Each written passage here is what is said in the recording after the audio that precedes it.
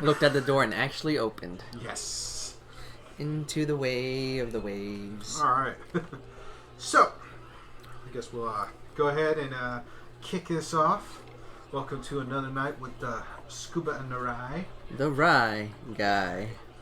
At this point, we are 100% online. No more editing of previous recorded episodes. They're all out in the wild. We are professional in some sense of the word. It's our third week of releases, but we've caught. I had a couple of days where I just pounded out editing. You did do a great job in getting those episodes out, so I gotta It was applaud you. 2 nights in a row of like it's like when we watched the movie Friday. Yes. I came home, and it's like I'd edited 2 episodes early in the day, and I was ready to do the next one. So I come home and I sit down, and I'm like, all right, I'll put on some YouTube, catch up on Wylock videos. And then it was like, all right, episode 15. Oh. The long one. The long one. So I'm sitting there and I'm like trying to tweak and cut. And then it's like I compile it at like 2 in the morning. And it's like, the file size is too big. Throw the papers in the air and just say... Yeah, that's pretty much it. I'm going to sleep. Wake up. Get my coffee and everything. And then I'll sit down and do another recut of 15. Get it down to the file size I want. Cool. Then I go do my running around, and it's like, then that night we gathered, and then I went to go pick up Top Shelf from a friend's birthday party where they had a bonfire. Went back to Big Ugly, got a 32 ounce growler because hey, I'm gonna sit. I like the taste of this, so I'm gonna keep going. And I sat there and knocked out the rest of them, got them all pre-staged and posted, and it was, again, 2 in the morning. And had to roll over to the Airsoft field Sunday morning to volunteer. It's just like, I'm a little sleep deprived. A little sleep deprived actually doing something, whereas I'm up 2 a.m. playing Borderlands 3, so who's more productive here? Sounds like you. Yay? I think yay too, because it is an amazing game. That's fair. Alright, so... Detour aside, we are up, we are live, we're on, you can find us on iTunes, Google Play, Spotify, CastBox, and for you guys listening, if you can hear this in the background, some sounds there, because normally it was just us or a fan going in the background. It was so stimulating to hear that fan. But actually, got to give a shout out to Sirenscape for providing the atmosphere and soundboards. For now, we're going to start having through the episodes. Going to have some kablams and other things. Woo! See, it's gonna have some fun here. More fun and excitement. All right. Any other announcements we gotta make tonight? Anything else? No. Any big announcement? No. My brother's birthday is at the end of the week, so a happy birthday to him. Nice. He's turning the dirty 30. Wow. The dirty 30. Okay. I don't think I've ever heard a 30 referred to that way, but Hey, we gotta get dirty, especially where we're gonna eat. Every time I think 30, I'm thinking Tim McGraw my next 30 years.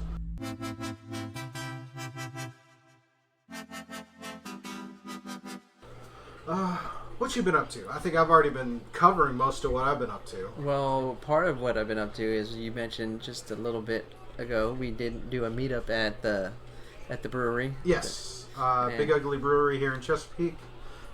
Great place to hang out. Met up with a coworker. Yeah, I haven't seen him in a while. Seen him and her in a while, so it was good to catch up. That's good. Hang out, chill. Yeah, some good beer there. Yeah. If you're of age, so yeah. Of age. Make sure you're of age and get a drink there. I'm just kidding. Sorry, cops. But anyways, also ventured down to the beach because it was the annual Neptune Festival in Virginia Beach. That's right. The 46th annual, so they're creeping up there to 50th. I saw some of the pictures of the sandcastle stuff. Oh yeah, that was your camera. You were taking my Nikon camera. They were really, really good this year. Like the sandcastles, I had more. Usually, I have 1 or 2 favorites. I had like 6 favorites. But Neptune Festival is my favorite festival that they put on in Virginia Beach because it showcases what I love most is art, and what they have the whole boardwalk covered from 31st to 5th with art vendors from around the world. So it's painters, photographers, any kind of crafts you can think of, jewelry, statues, unique things. So that's what's really cool. And they have the parade in the morning. So Oh, that's good. It's a good time. And top it off, funnel cake. You can't end a Neptune Festival without funnel cake. Weren't we just talking pre-show about carbs, and you're talking about having funnel cake? My logical reasons to be healthy. Okay, so you're healthy, so you can splurge on this Hey, stuff. I have cheat days. Cheat days are allowed. No, there's a difference between cheat days and cheat months or cheat weeks. Yeah, I don't month or weeks. It's just one day a week. Okay. Just kidding. One day a week, people. One day a week. But Alright. that's pretty much it. Other than just catching up on schoolwork and getting ready for my brother's birthday, and everything in between.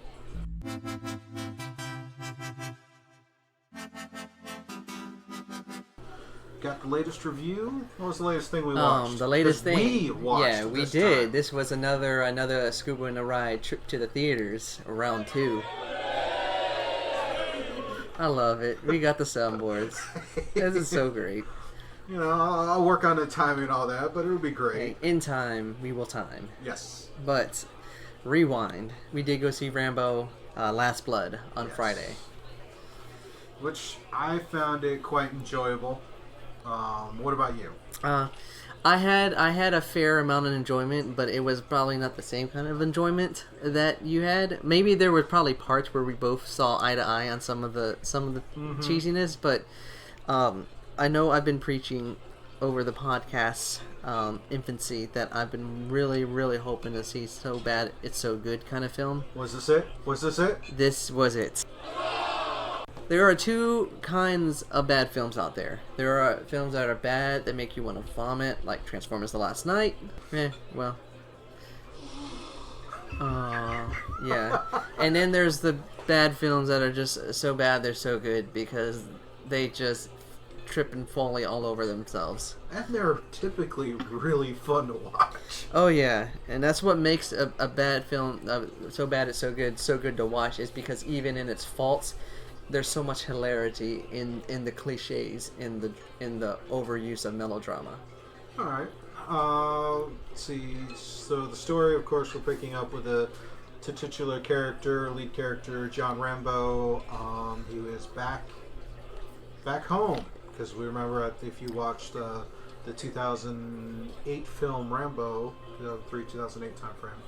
Rambo, at the end of that one, he went home. Yep, at the end of that one, you see him walking up to his little ranch out in Arizona. So that's where this film takes place, and he's been pretty much living out on the ranch for quite a while with 2 other people, one including his niece Gabrielle. Yeah. And what happens in this film is that a couple of decisions made by the niece leads her to being captured by the cartel. And certain unforeseen circumstances causes Rambo to go crazy and let loose and get revenge on the cartel. I have to say, this is where I think the movie kind of loses itself because it's trying to hit on, I guess, a semi-popular commentary in media about the cartels and human trafficking, which are really bad things. But in this one, it's like, let's kind of force this in here. Yeah. It seems like the film in the latter half plays too much to the overuse of hyperviolence, but also playing it against the cliches of gangs, and in this case it's the cartel. Yeah. So they overuse them and they just play those typical mustache twirling villains.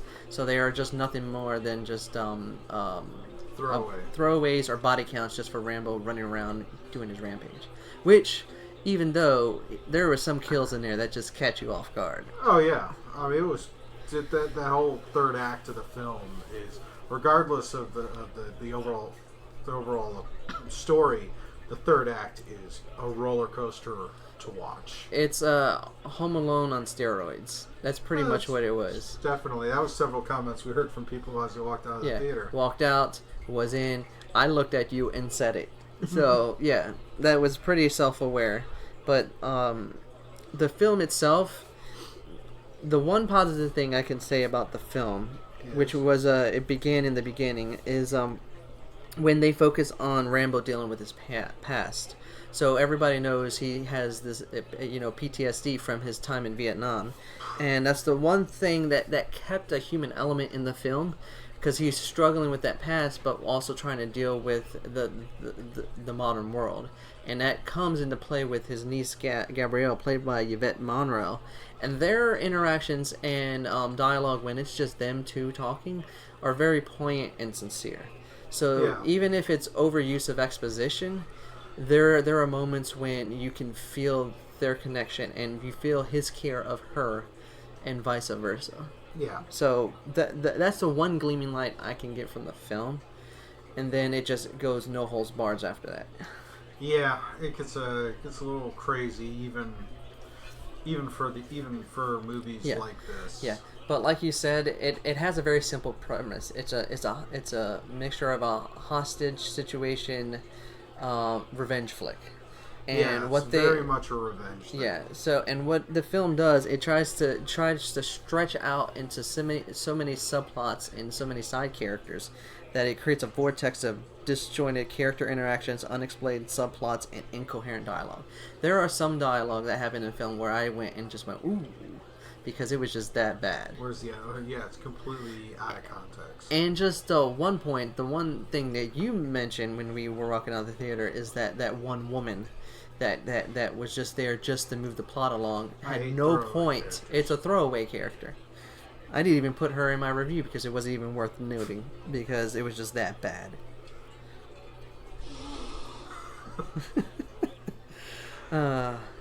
But yeah, it got lost in its own. It tripped over its own feet because it tried to do too much with a very simple thing. If it took an approach like Taken or like the first John Wick, it knows its story and then it just went. Okay. It didn't try to over-explain everything, and not to be comparing it to this film, but unlike a film like Hobbs and Shaw, it went over the top. It did some bombastic situation, but the thing is that the difference between that and this, that one was self-aware, so it knew what it was and went full blown what it wanted to be. Whereas this film went over the top and did all that bombasticness, but tried to be serious within the same context. So there was no rhythm or connection between some emotional sequences with the hyper-violent action. It was just one scene is dramatic and then all of a sudden somebody's getting their head chopped off. No coherency whatsoever. Hence the so bad it's so good. That's what made it so good. All right. So in the end, what do we rate? What do we call on this one? In the end, it's even though it's a so bad so good film and it filled that need that I needed the whole year, it's still not really worth it for most of the movie-going audience, I believe. If you're a fan of Rambo or you're a fan of like that 80s style over violent action, you'll get your money's worth. But overall, I think it's a 2 out of 5 a rental. That's fair. I was leaning more toward a 3. Yeah. Personally, as we've talked about your scale, but yeah, there are parts of it that felt that yes, everything you said is there, but there are some parts where it's like you can tell it's like when it wasn't trying to force in some of these other themes, you really did get to pick up and see how this character has aged in the world. I enjoyed when they did that because it showcases. Sylvester Stallone, for all the action films he's done, he can act. And if you've seen in recent years in the Creed films, you see that he can act and he can write good dialogue. But when he gets an overabundance with some of his old pastime films, he just gets lost in the fodder. Well, I mean, and then this is a franchise he's done most of the writing for. And it just... And we'll get into it because I think we can talk a little bit about this franchise as a whole, because if you look at those old 80s stars, action stars, yeah, Stallone is the only one who's got two franchises that have gone as long as gone as long as his career has. Yeah, he's at least, unlike the other ones from the 80s, he's at least attempted to adapt it for the situation. So if you watch the Rocky franchise, you watch how the films progressively adapt to that era, especially now that the film is focused on Creed's son. So now he's more of the mentor role as Rocky instead of the boxing. Yeah, and you see this. The only other close one would be Bruce Willis's run in the 80s and 90s with his Die Hard franchise, but he's only had one franchise. Yeah, Sly one franchise. has two. But the only thing is those Die Hard movies got progressively worse, in my opinion. Yeah, you kind of after the third one, you really could have stopped, but it's. Yeah, third one, fourth one was okay. Then the next one was just like, that's not a Die Hard The third movie. one's good because it calls back to the first one. Oh yeah, it does. That's what I like. Then Die Hard with a Vengeance. You can see some of the stuff that carried through the various films, but after that one, things kind of went off the rails. The very last one that he did, it wasn't even a Die Hard film. It was just an action film with the Die Hard nameplate.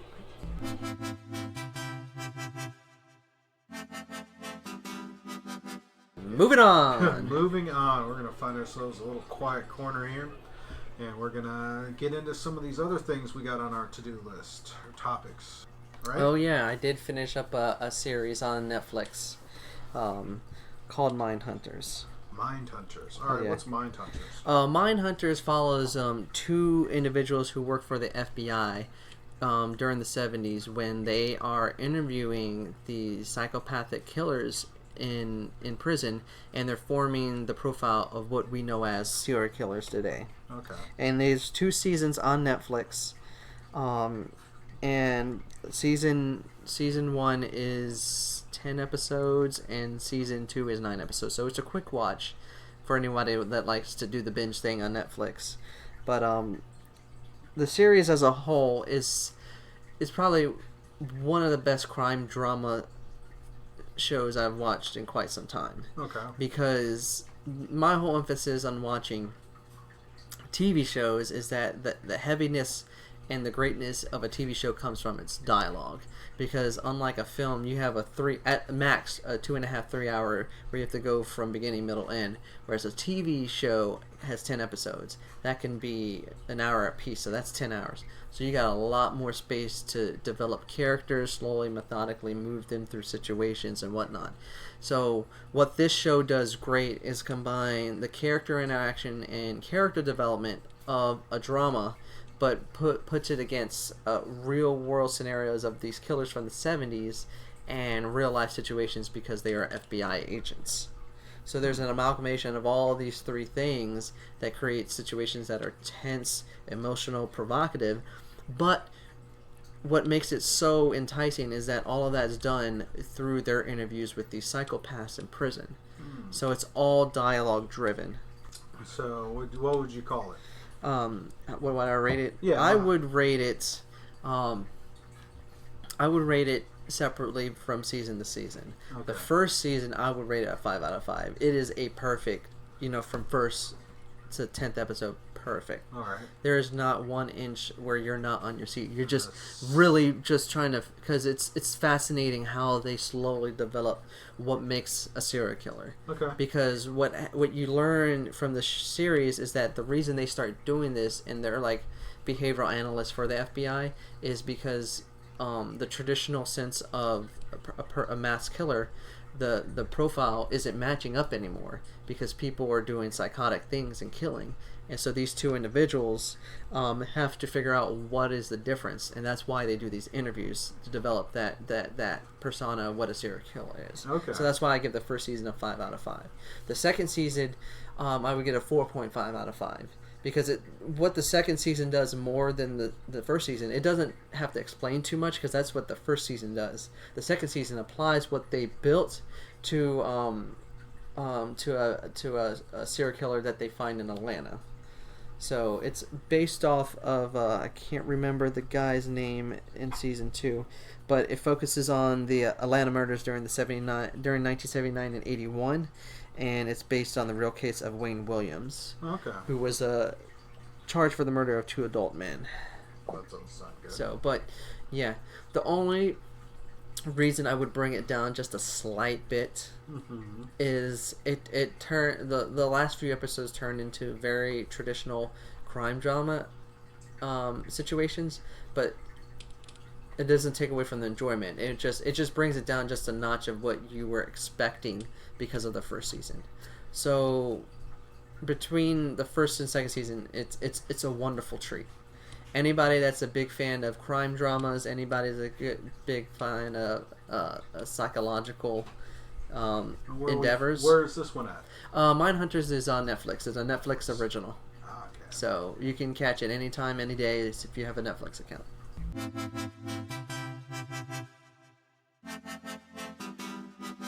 What do we got next? Sony did some big splashing this past week. Oh, yeah. Sony. Let's talk about Sony. The Sony Roundtable. Yeah, this is going to be our thing. Do some Sony news. What's on deck first? I did hear that. Well, last week Sony had a conference. It was called their State of Play. Yeah, they have those things where it's just focused on their games and the state of their systems. Yeah, and that was one of those. It was like, and I think one of the biggest things to come out of that was we finally got a trailer and a release date for The Last of Us 2. Yeah, one of their biggest franchises that they created, the last system, was The Last of Us. And in a lot of video game pools, they consider The Last of Us one of the greatest games created of all time. And the reason people consider it that is because of the story. The story is so moving and so emotionally driven that it carries you from beginning to end. I never finished the full game, but from what I played, I did quite enjoy the story a lot. So, real quick, one of the articles we're citing here is from The Verge, and the article is titled "The 7 Biggest Announcements from Sony's State of Play." And of course, the first thing we talked about was The Last of Us Part 2, which finally has a release date of February 21st, 2020. I guess I need a PS4, huh? Alright.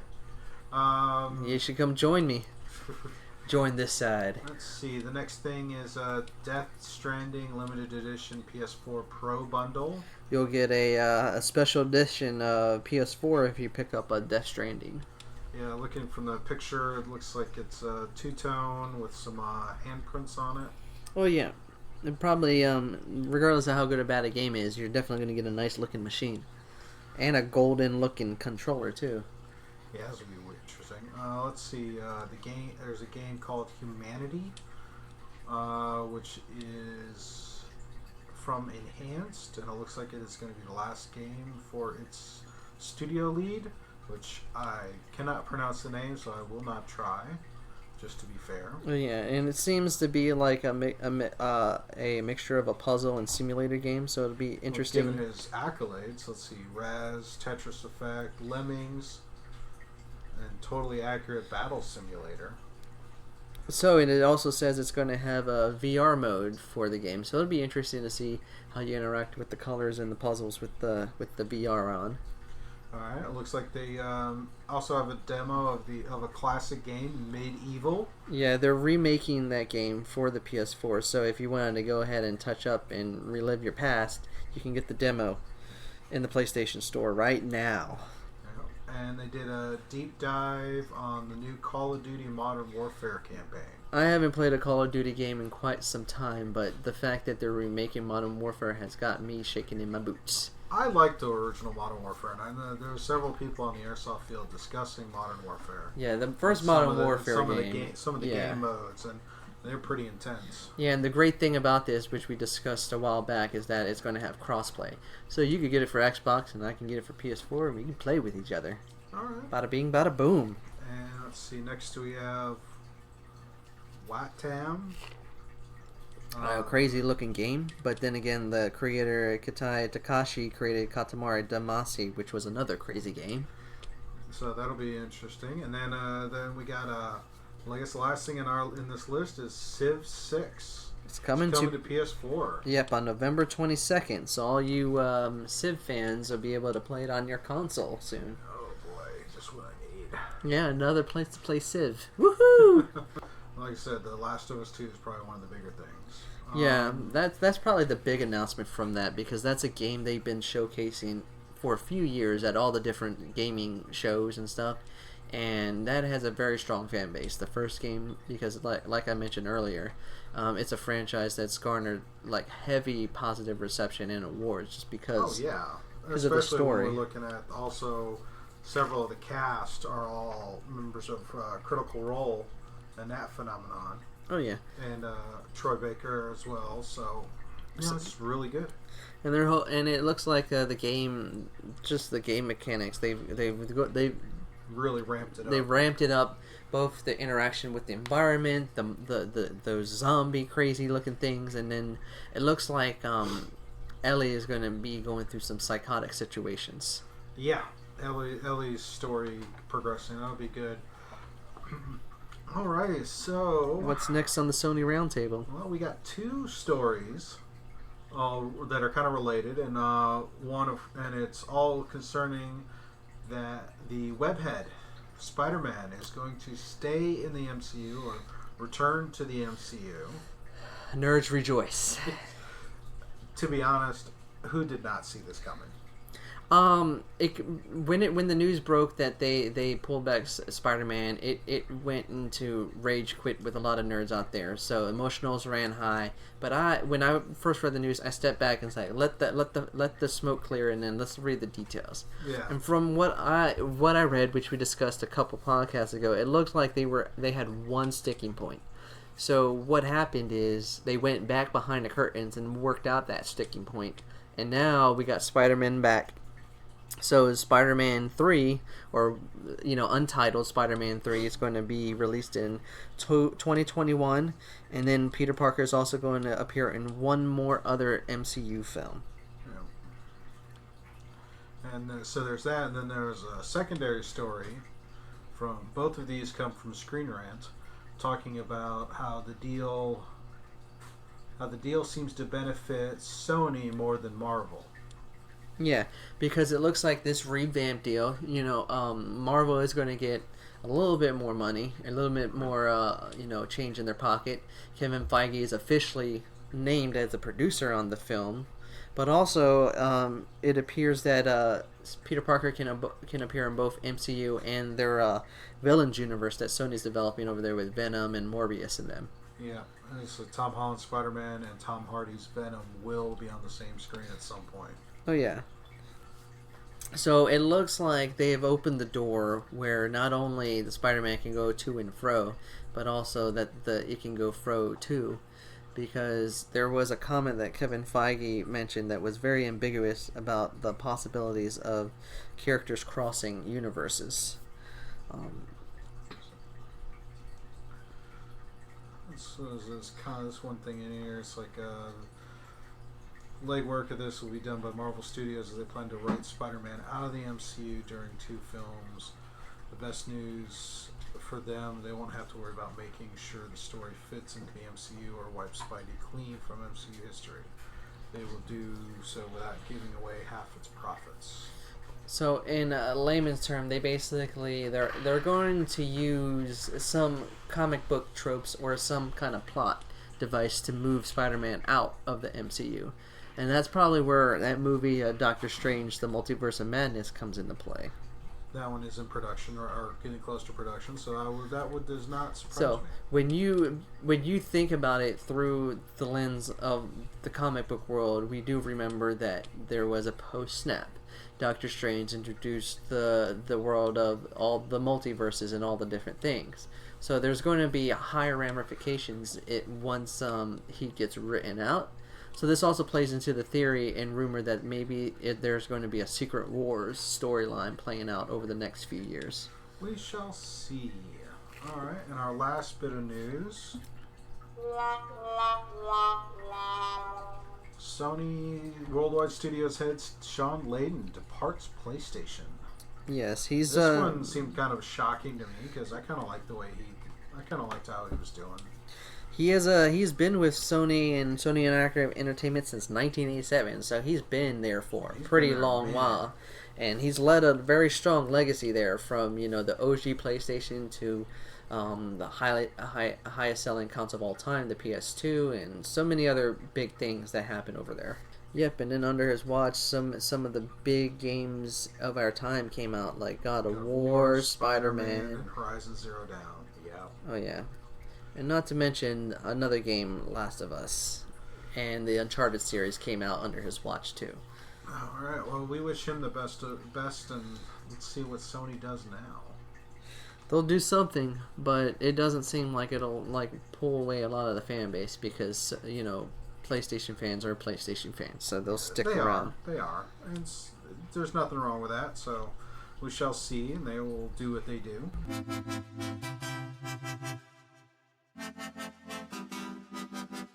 We put out earlier today that soliciting anybody who's been liking our page on Facebook to submit some topic suggestions that we could talk about on the show. And they did not disappoint, so much love and thank you to them. The suggestion was to talk about a video game. Which video game?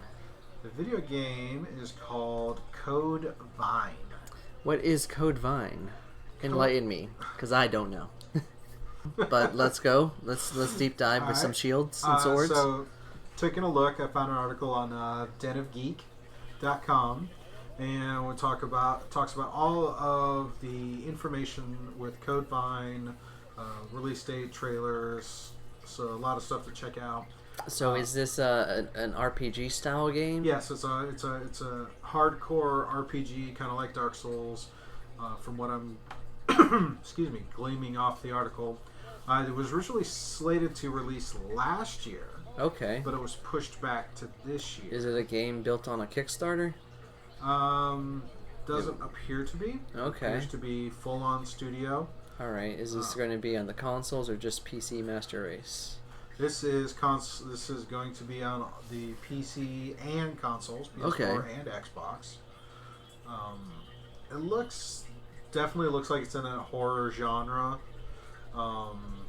So, quoting right from the article, here's the official synopsis. In the not too distant future, a mysterious disaster has brought the collapse to the world we know. Towering skyscrapers, once symbols of prosperity, are now lifeless graves, and humanity's past pierced by the thorns of judgment. At the center of the destruction lies a hidden society of revenants called Vine. The final stronghold is where the remaining few fight to survive, blessed with gifts of powers in exchange for their memories and a thirst for blood. Given to the bloodlust fully and risk becoming one of the lost, fiendish ghouls devoid of any remaining humanity. It sounds like it's a mixture of a medieval and monster. Magic and mysticism. I'm thinking post-apocalyptic and vampires. I sense magic and biting for blood in there then. Yes. Code Vine follows the adventures of vampiric entities collectively referred to as the Revenant, who have formed underground post-apocalyptic society. These creatures rely on blood in order to avoid becoming absolute monsters. It does sound like a Victorian age with vampires. Well, there was one. There was a Victorian game. It's called Vampire. Yeah, I downloaded it on Game Pass. Yep. And then it was okay. Then we have this, and given Dark Souls and Bloodborne, this one looks, if just based on the way those two are and the way this article reads, it looks like this is taking the same style of game story where it's like a hard RPG. Then I think this will be kind of fun to watch. Yeah, taking that formula of a Dark Souls game and combining it with the mysticism of vampires would just make it even, a challenge, but at the same time, a thrill. Because you are either I'm guessing a vampire or fighting against vampires, and anybody that knows about fighting vampires in any kind of medium, they are not easy to kill.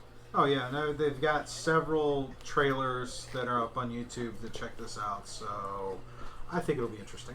Yeah, it sounds like a game I would run away from, but I'll at least watch the videos. Because Dark Souls was not my game. I played it, and it kicked my butt. I have the entire franchise, and I have And I am in the same agreement. That game is really hard because you really have to get your dodge mechanic. If you can't get that dodge mechanic, you are screwed. Like, I am decent when it comes to playing action RPGs, but playing Dark Souls just made me look like I didn't know what the heck I was doing. Well, yeah, it's because it's got a very steep learning curve because there's literally no tutorial. Yeah. That's one of those things when the original Dark Souls first came out, I remember catching a blurb on G4's X-Play. Yeah. And it was basically like if you want to go to a game that has zero forgiveness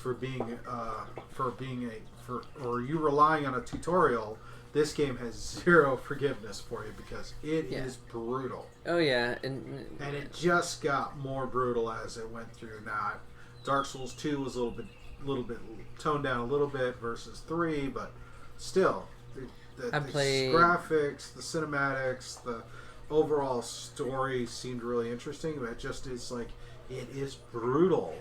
Yeah, you can't get that timing and those mechanics. I'm pretty good at action RPGs. I can dodge and weave. It's just Dark Souls really tests your skill as a gamer because you really need to know how to handle your character, how to handle your items and inventory and or magic, but also understand the strengths and weaknesses of whatever you're fighting. Oh yeah. Moved out to the market for these. Cash in, sell something. Hey, well, all right. Coins galore. Next thing up on here, this is kind of some random stuff, kind of cool. Let's see, it was a art story from over the weekend. Apparently, Kevin Feige is not just the man when it comes to Marvel, but he's tossing his hat in another franchise. Yes, Kevin Feige, Disney has brought him over to the Star Wars universe to work with Kathleen Kennedy to produce another Star Wars movie. I think she could use the help. As the quote on IGN, Alan Horn as saying, "We are excited about the projects Kathy and the Lucasfilm team are working on, not only in terms of Star Wars, but also Indiana Jones and reaching into other parts of the company, including Children of Blood and Born with Emma Watts and Fox. With the close of Skywalker Saga, Kathy is pursuing a new era in Star Wars storytelling. And knowing what a diehard fan Kevin is, it made sense for these two extraordinary producers to work on a Star Wars film together." End quote. So, I'm curious. I know some people have their opinions of it, but I think this might be fun to check out. I think it's a great idea because Kevin Feige is the mastermind of the MCU, and just beyond that, the way he has mastered all the films and interwoven all those stories together, and able to see talent before others can, and able to give chances when others won't. Mm-hmm. In the case point of Robert Downey Jr., everybody knows what he was before Iron Man and what he is now after Iron Man. And then just taking chances on franchises that people don't even know, like Guardians of the Galaxy, bending stories to fit the director like Thor Ragnarok or Doctor Strange. So he's willing to take a risk, but he takes a risk on talent. Yeah. So putting that mind in the Star Wars universe and him knowing how to tell stories in a universe, it's going to help bridge out.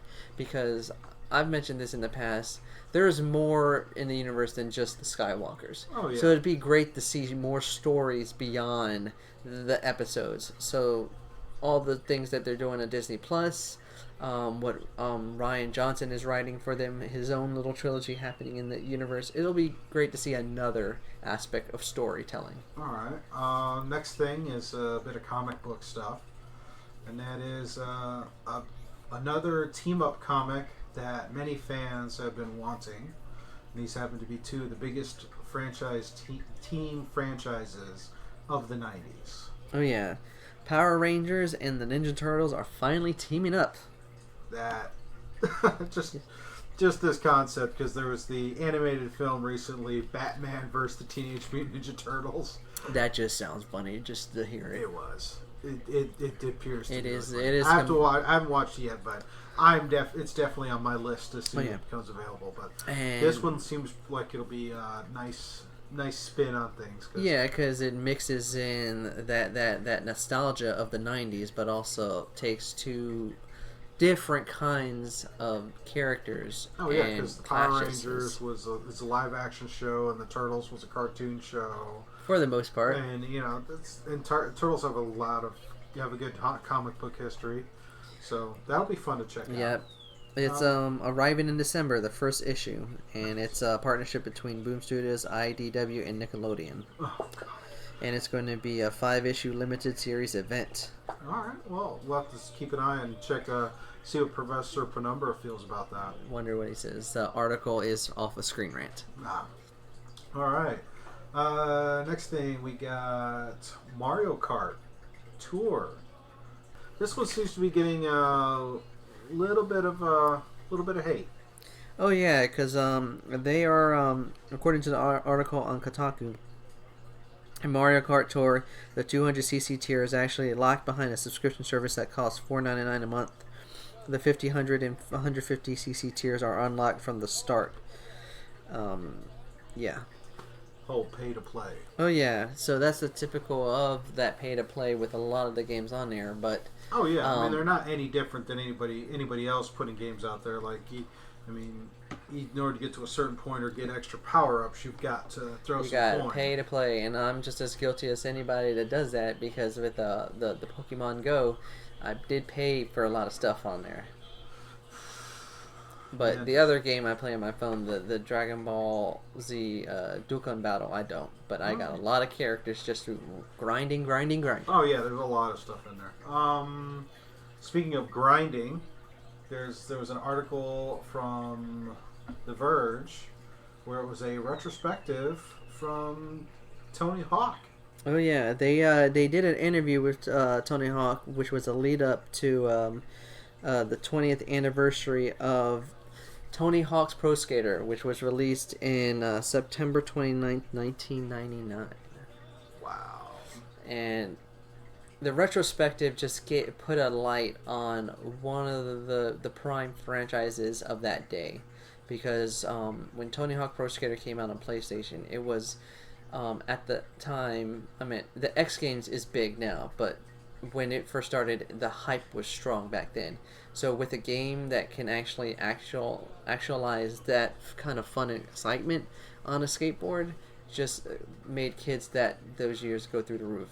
And skimming through it, there was also some mention about how the game franchise has impacted skateboarding. Oh yeah, when the game was released, it just brought in a whole new audience into the world of the X Games. So not just skateboarding, you have BMX, you have all the winter sports with snowboarding and skis and all the different kind of things you can do with skateboarding and tips and tricks. But it also highlighted the fact that it is a sport in itself, because trying to do those tricks in person is just as crazy as trying to do them in the game. Oh yeah, hand-eye coordination is amazing. All right, 2 more things on our list here, and then we can move into our next segment. We got an announcement that we're not in Hawkins anymore, right? We are not in Hawkins anymore. They just announced with a teaser video, Stranger Things Season 4. Can't wait. I am so looking forward to it, and I meant, like, most people assumed that there was going to be a Season 4. Oh yeah, we all did. Well, yeah. The cliffhanger was good. There was no wrapping up of the story, because the directors or the show creators have gone on record saying that there is a beginning, middle, and a definite end, and we have not seen that yet. Yeah, and just out there, it might be for the 4th season. Might be the final season. Could be. Might be just because of the way Season 3 ended. Yeah, check out the trailer. It should be really interesting. And our last thing is good gaming kind of funness. This was a story a family member sent my way. You're familiar with the Critical Role phenomenon, right? Just a little bit, yeah. Just a little bit, Just a little bit. Bunch of nerdy ass voice actors sitting around playing D&D every Thursday night. Chicka chicka wah wah. Well, they apparently they've been really busy. Not only did they have that Kickstarter for their animated cartoon, oh yeah, that got like totally funded in like a blink. Yeah, blinking, it's there. And they partnered up, and apparently they're getting Funko Pops. That is the cream of the crop right there. You are going to be idolized as a Funko You Pop. collect these, right? Yes, I've been started. I have not fallen into this trap yet. It took some time. I did not want to fall into the trap, but eventually I just got succumbed to it because once I started seeing my Cowboy Bebop Funko Pops, I was like, let me grab this, and then it just started building a little bit. I don't have a lot. There's your Fry meme. Take my money. Yeah, it's the only thing that limits me is space. So with no space, it's kind of stopped me from building. But I imagine I'm going to see quite a few of these around work because there's a coworker who has a Funko Pop of McCree from Overwatch. Oh yeah, I have 2 Funko Pops at my work. The Doc from Back to the Future, and my girlfriend got me Simba. Oh. So it looks at me every day. But there, Chad, this article from comicbook.com that talk about how they teamed up with McFarlane Toys. They got Funko Pops. I mean, Critical Role has really just become such a great avenue of everything geek and everything gaming. It just highlights the greatness that is geeks and nerds. So it's a testament to see how quickly they rose to stardom. Yeah. So, did you hear? Did I hear?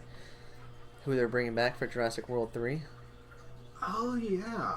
I did hear see a blurb. It looks like they are going to bring back the 3 main characters from the original Jurassic Park. Actor Jeff Goldblum, Sam Neill, and Lauren Dern are going to come back for Jurassic Park 3 in key roles, according to Collider. Oh, this will be fun to check out. Oh yeah, especially Jeff Goldblum. If he gets more of a bigger role than he did in the second one, yes, we need more Goldblumius in Goldblum ways.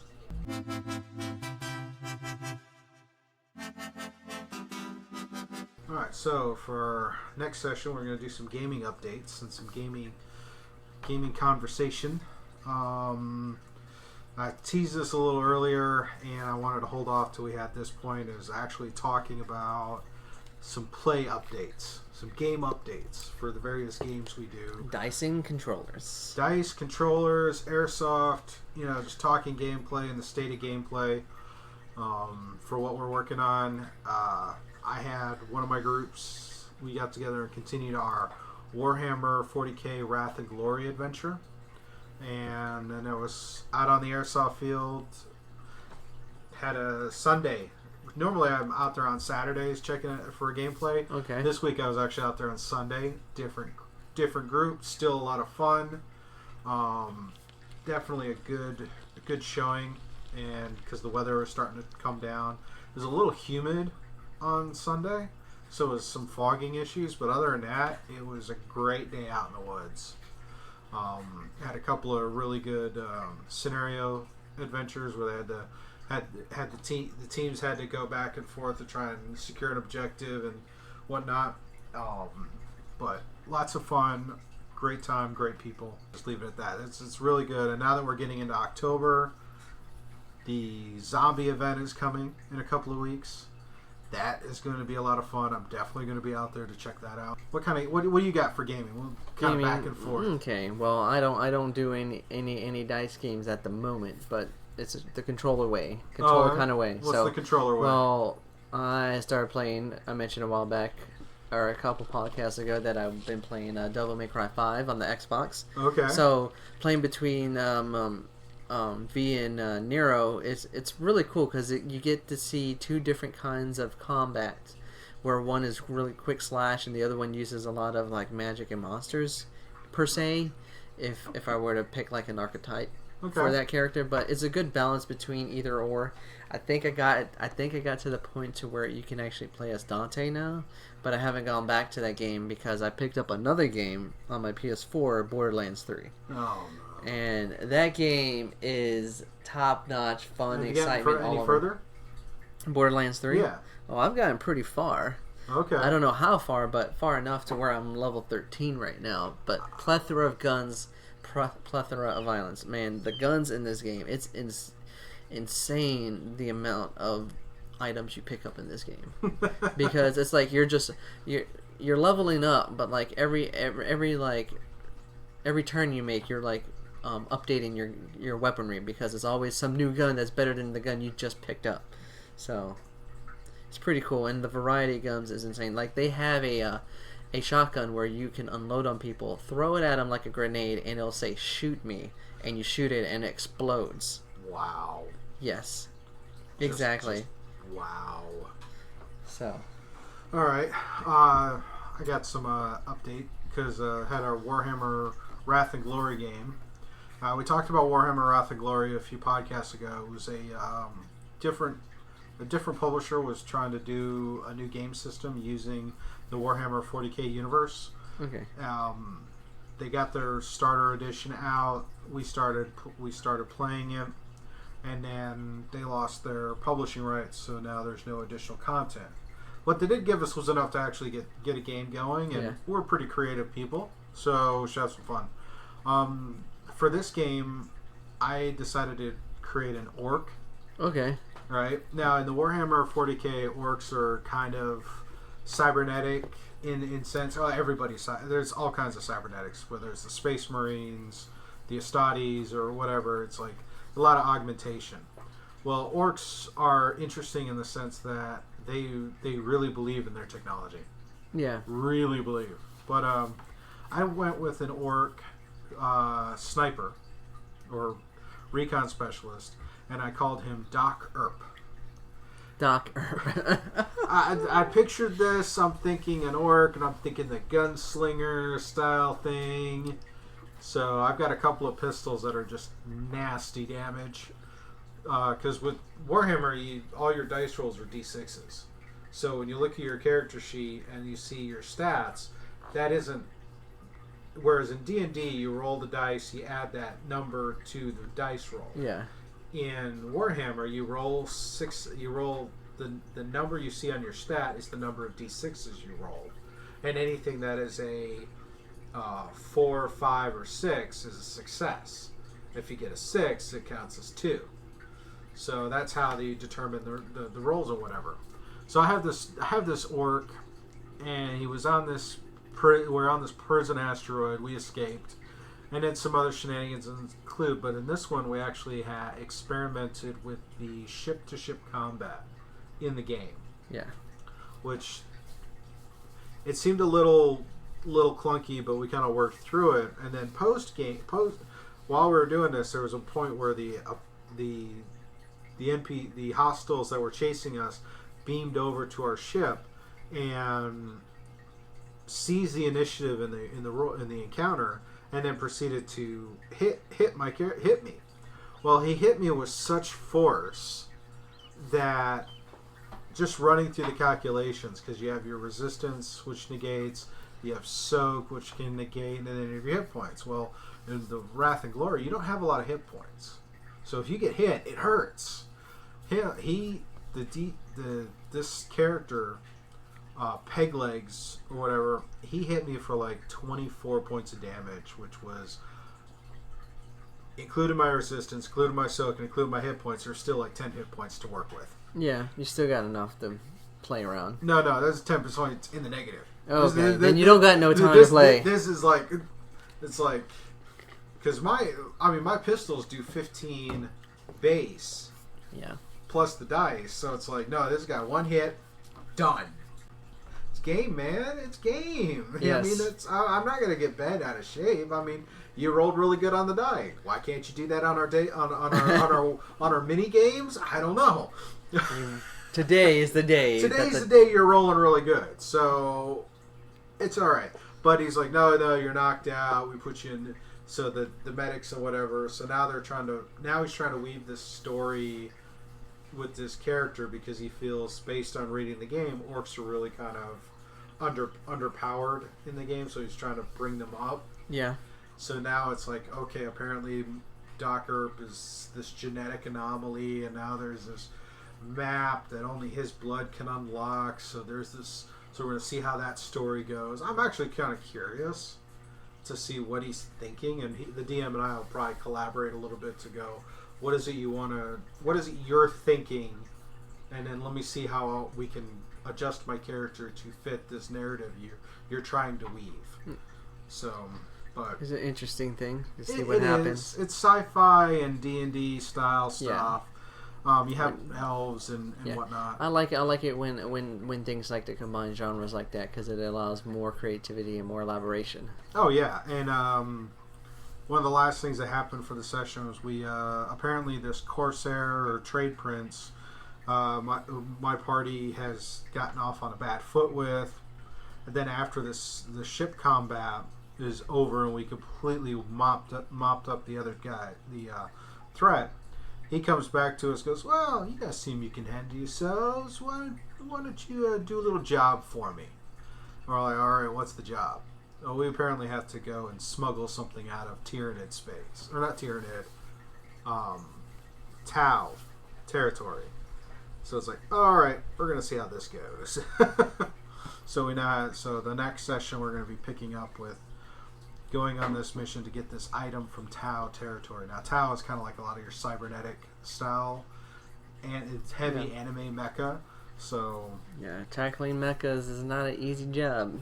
No. So, I'd be very curious to see how that goes. But that's the state of that game. I figured since trying to get in, so we're talking about games. I want to make sure I talk about Airsoft stuff. I talk about the game stuff. We talk about our movies and our news and all these other great things. Everything in between. So, I think and now is the point where we do our mini sign off as we transition into our Patreon or subscriber side.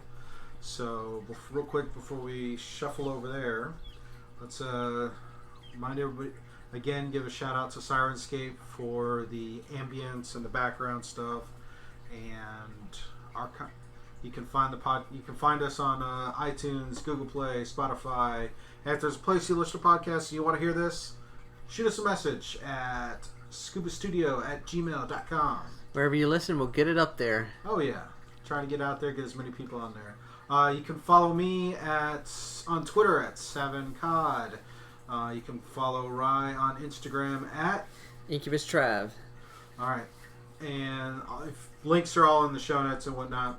Facebook group, Scuba Studio. You can check us out there. Also, if you want to support the show and you like us and you want to hear this extra thing we're about to get into, go ahead on over to patreon.com/Scuba Studio and give us some support there.